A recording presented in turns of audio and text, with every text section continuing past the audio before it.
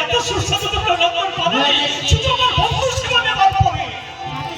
আজ এত সুস্বাদু হয়ে গেছে আমার গোবিন্দ সকলের সেবা নিতে নিতে প্রাসাদের সমস্ত ভক্তবৃন্দ মাঝে সেই ভক্তের প্রসাদ সেই ভক্ত মাঝে তিনি বিতরণ করতে লাগলেন। নিতাই গৌর